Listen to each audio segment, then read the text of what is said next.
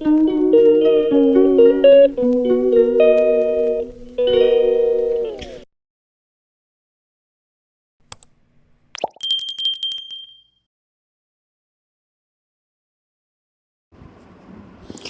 Morning বন্ধুরা, Momita kitchen and ব্লগে তোমাদের জন্য স্বাগত। বন্ধুরা, আশা করি তোমরা সবাই ভালো আছো।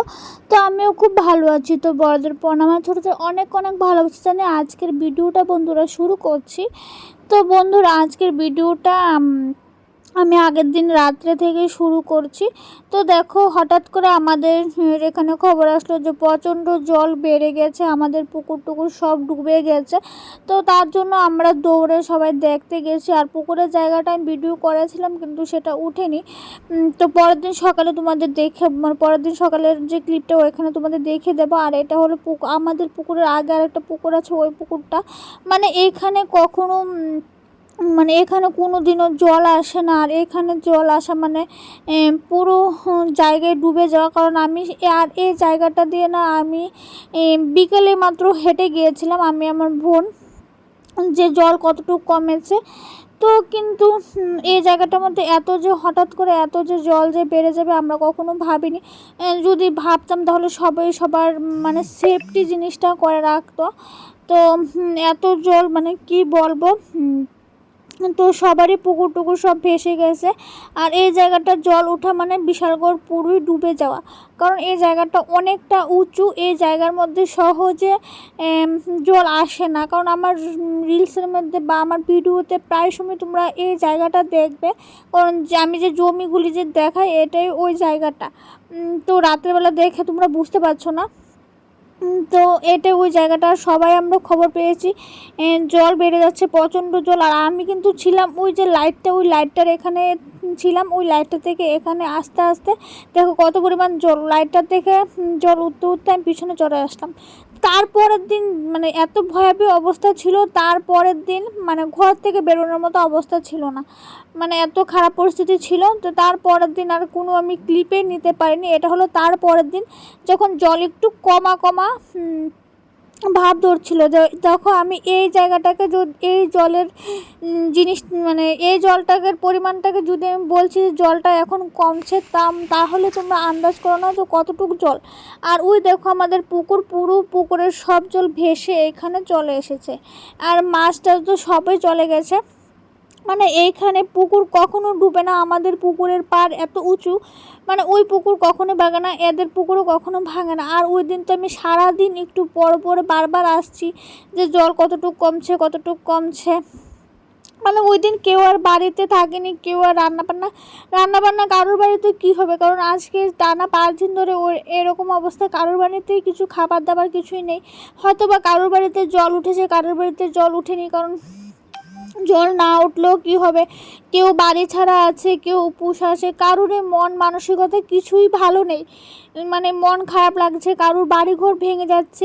বন্যায় আমাদের অবস্থা এত খারাপ, এত করুণ অবস্থা করে দিয়েছে, কারোরই মন মেজাজ কিছু ভালো নেই। আর আমি যে জায়গাটা অবধি দাঁড়িয়েছিলাম আগের দিন, এই জায়গাটা অবধি জল এসেছিলো। এই জায়গাটায় আমি বড় হয়ে কখনো দেখিনি। আর দেখো ওই দেখো পুকুরটা পুরোই ভেসে যাচ্ছে। নিজের সামনে নিজের স্বপ্নের গড়া জিনিসগুলি যদি ভেঙে যায় কীরকম লাগে। আমার তো সামান্যটা পুকুর ভেঙে গিয়ে আমার চোখ খুব কান্না পাচ্ছিল। আর যাদের রক্ত জলের পরিশ্রম করা ভিটে মাটি ঘর বাড়িগুলি যে ভেঙে গিয়েছে, এত কষ্ট, কি বলবো ওদের। আমাদের ত্রিপুরাতে এখনও অনেক আছে যে ওদের জামা কাপড় পর্যন্ত নেই। তো আমিও ওদেরকে অনেকটাই যেখানে কিউআর কোড স্ক্যানার পেয়েছি, গুগল পের যেখানে স্ক্যানার পেয়েছি এখানেই সাহায্য করেছি। আমাদের একটা এনজিওর গ্রুপ আছে, ওইখানের সাথে আমি যুক্ত, ওইখানে আমি অনেকটা হেল্প করেছি।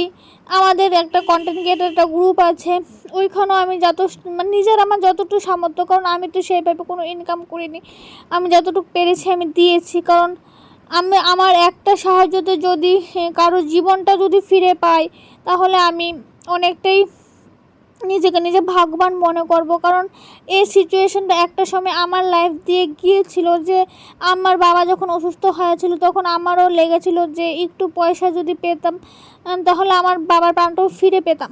তো তখন এই জিনিসটা মানে হয়ে ওঠেনি, ভাগ্য খারাপ। তো তার জন্য আমি এখন যেটাই দেখি, যেখানে যেই হেল্প যাদেরকে দরকার, আমার কাছে যদি 5 টাকাও থাকে আমি তাকে 4 টাকা দিয়েও আমি তাকে হেল্প করি, কারণ আমার এটা ভালো লাগে। আমার মনে করি যে আমার একটু দানে একটু সাহায্য যদি তার জীবনটাও যদি ফিরে পায়, তাহলে আমার থেকে ভাগ্যবান আর তো কেউ তো হবে না। তো আমার একটা সামান্য একটা পুকুর ভেঙে যাওয়ায় দেখো আমার এত কষ্ট হচ্ছে। আর যাদের ঘর তিল একটা ঘর বানানো কতটা কষ্ট, তিল করে টাকা জমিয়ে তারপর এই ঘরটা তুলতে হয়। তারপর তো ঘরের সাথে তো ঘরের বিভিন্ন আসবাবপত্র, তারপর জামা কাপড়, পুরো জিনিস ভেজে গেছে। মানুষগুলি কতদিন বাড়ি ছাড়া ছিল, কতদিন মানে খুবই কষ্টে ছিল আমাদের ত্রিপুরাবাসী। এখনও পরিস্থিতি মোটামুটি ঠিক হলো, এখনও একটাই আমাদের সমস্যা, এখনও সেভাবে ঠিকভাবে খাবারের অভাব, মানে আরও অনেক কিছু, মানে এত খারাপ পরিস্থিতি, মানে আমি কি বলবো, মানে খুব ভীষণই খারাপ পরিস্থিতি, ভীষণই খারাপ জিনিস লাগছে। তো কী আর করব। তো এই দেখো ওরা ভেলা বানিয়েছে, কারণ এক জায়গা থেকে আরেক জায়গা যাওয়া খুবই মুশকিল। তো তারপর দেখছি জল মোটামুটি কমছে। তো দেখো কোমর অবধি জল, আবার বুঝো জলটা কতটুক ছিল। তো এই জলটাকে বলছি জল কমছে। তো জল কমছে যে জায়গাতে, সে জায়গাতে গিয়ে দেখি যে না, একটু সাহায্য করার দরকার, তার জন্য একটু সাহায্য করে আসছি। তো তারপর যেহেতু জল কমে গেছে, তো তারপর আমরা সব কাকুরা তো দেখালাম মাছ ধরার জন্য রেডি হয়ে গেল। তো আমরা সেখানে সবাই এমনি বসে আছি, যেহেতু জল কমেছে সবাই মাছ ধরছে। আর মাছ ধরা দেখতে তো সবারই ভালো লাগে। এই মাছ ধরাতে কিন্তু খুব ভীষণই পরিশ্রম। আর এই মাছগুলি ধরে কিন্তু সবাই এখানে সবাইকে দিয়েছিল বিনা পয়সাতে, বা কিছুটা নিজেরও রেখেছিল, আবার ম্যাক্সিমামে ওদেরকে মানুষকে দিয়েছিল মাছগুলি ধরে। তো মাছগুলি এখানে সবাই ধরছে, তো আমরা সবাই বসে বসে ধরছি। আর মানে আমি কিছু ক্লিপ আবার শর্টের জন্য নিয়েছি, এগুলি আবার এখানে জুড়া করে দিচ্ছি। তো যারা এখন মোটামুটি যেহেতু জল টল যেহেতু কমছে, দেখো মোটামুটি অনেকটাই, কারণ হাঁটু কোমর অবধি ছিল, কোমর থেকে এখন হাঁটুর নিচ অবধি এসেছে, নিজেই বুঝতে পারছো জলটা মোটামুটি একটু করে কমছে। তো সবার বাড়িতে এখন যাচ্ছে, কারণ সবাই বাড়ি ছাড়া ছিল। আর এইভাবে জাল দিয়ে সবাই যখন একসাথে জালটা ফেলে, আবার যখন একসাথে জালটা তুলে, তখন বন্ধুরা মানে ভীষণই ভালো লাগে। আর বন্ধুরা, আমার পরিবারে যদি তোমরা নতুন সদস্য হয়ে থাকো, অবশ্যই আমার চ্যানেলটি কিন্তু সাবস্ক্রাইব করে দেওয়া, আর সাবস্ক্রাইব করে অবশ্যই কিন্তু বেল আইকনে প্রেস করে দেওয়া, তাহলে বন্ধুরা আমি ভিডিও দেওয়ার সাথে সাথে তোমাদের কাছে কিন্তু নোটিফিকেশান চলে যাবে। আর বন্ধুরা, আমার ভিডিওটি কার কেমন লাগে অবশ্যই একটু কমেন্ট করে জানাবে। আর বন্ধুরা, আমার ভিডিওটি যদি তোমরা ফেসবুক থেকে দেখে থাকো, অবশ্যই এটা লাইক করে দিও বন্ধুরা, আর ফলো তো অবশ্যই করে দিও। তো দেখো সবাই এখন মাছ ধরছে। তো জলের ভিডিও এটাই লাস্ট, কারণ জল নিয়ে কি ব্লগ করবো, মন মানসিকতায় জল নিয়ে কারোরই ভালো ছিল না। এখন আশা করি ত্রিপুরাবাসী আরও গরমে থাকলেও কোনোদিন বৃষ্টির জন্য ভগবানকে আর ডাকবে না, কারণ ত্রিপুরাবাসী এত ভয়াবহ রূপ দেখেছে। ত্রিপুরাবাসী কখনো আর মরে গেল, মানে গরমে কষ্ট পেলে কখনো আর বৃষ্টিকে আর ভগবানের কাছে আর বৃষ্টি চাইবে না, কারণ এত ভয়াবহ রূপ ত্রিপুরাবাসী আগে কখনো দেখেনি।